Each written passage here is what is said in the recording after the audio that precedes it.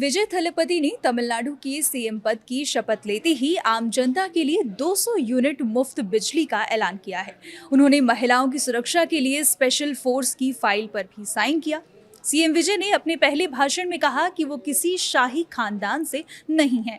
लोगों ने उनका स्वागत किया, उन्हें अपनाया, लेकिन जिस राज्य ने उन्हें अपनाया है उसे संभालना उनके लिए मुश्किल होने वाला है, क्योंकि उन्हें एक कर्ज में डूबा हुआ राज्य मिला है। 10 लाख करोड़ का कर्ज है। तमिलनाडु की इकोनॉमी दबाव में है। फिलहाल स्टेट का क्या हाल है जानते हैं इस वीडियो में। आप देख रहे हैं न्यूज़ 18 का डिजिटल प्लेटफॉर्म और मैं हूं आपके साथ पल्लवी त्रिपाठी।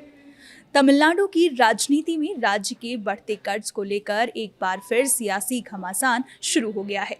नई सरकार बनने के बाद मुख्यमंत्री सी जोसेफ विजय ने राज्य की आर्थिक स्थिति पर चिंता जताते हुए कहा कि पिछली सरकार तमिलनाडु को भारी कर्ज के बोझ तले छोड़ गई है।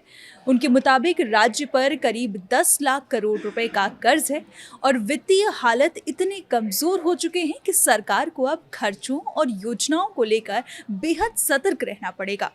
मुख्यमंत्री के इस बयान के बाद राजनीतिक गलियारों में बहस तेज हो गई है और विपक्षी दल भी लगातार सरकार को घेरने में जुट गए हैं।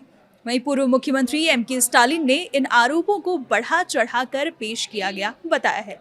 उन्होंने कहा कि तमिलनाडु की अर्थव्यवस्था मजबूत है और राज्य पर जितना कर्ज है वह वित्तीय नियमों और तय सीमाओं के भीतर है।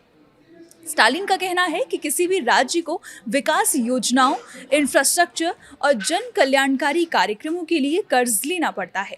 इसलिए केवल कर्ज के आंकड़ों को दिखाकर डर का माहौल बनाना सही नहीं है। उन्होंने ये भी कहा कि उनकी सरकार ने शिक्षा, स्वास्थ्य, परिवहन और सामाजिक योजनाओं पर बड़े स्तर पर निवेश किया, जिसका फायदा सीधे जनता को मिला। डीएम के नेताओं का तर्क है कि पिछली सरकार के दौरान कोरोना महामारी, प्राकृतिक आपदाओं और सामाजिक योजनाओं के कारण सरकारी खर्च काफी बढ़ा था। इसके बावजूद राज्य ने विकास की रफ्तार बनाए रखी। पार्टी का कहना है कि तमिलनाडु देश के उन राज्यों में शामिल है जहां उद्योग, निवेश और टैक्स कलेक्शन लगातार बेहतर रहा है। ऐसे में केवल कर्ज को मुद्दा बनाकर पिछली सरकार को जिम्मेदार ठहराना राजनीतिक बयानबाजी से ज्यादा कुछ नहीं है।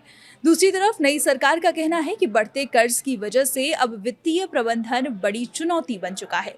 सरकार के सामने विकास कार्यों को जारी रखने के साथ साथ राजकोषीय संतुलन बनाए रखने की जिम्मेदारी भी है। आर्थिक विशेषज्ञों का मानना है कि तमिलनाडु जैसे बड़े राज्यों में कर्ज का बढ़ना असामान्य नहीं है, लेकिन अगर आय के मुकाबले कर्ज बहुत तेजी से बढ़े तो भविष्य में आर्थिक दबाव बढ़ सकता है। इस पूरे विवाद ने तमिलनाडु में राजनीतिक माहौल को और गर्म कर दिया है। सत्ता पक्ष और विपक्ष दोनों ही अपने अपने आंकड़ों और दावों के जरिए जनता को भरोसा दिलाने की कोशिश कर रहे हैं। आने वाले दिनों में विधानसभा और राजनीतिक मंचों पर यह मुद्दा और ज्यादा जोर पकड़ सकता है, क्योंकि राज्य की आर्थिक स्थिति सीधे तौर पर विकास योजनाओं, रोजगार और जनता से जुड़ी सुविधाओं पर असर डालती है। फिलहाल के लिए इतना ही। देखते रहिए न्यूज़ 18।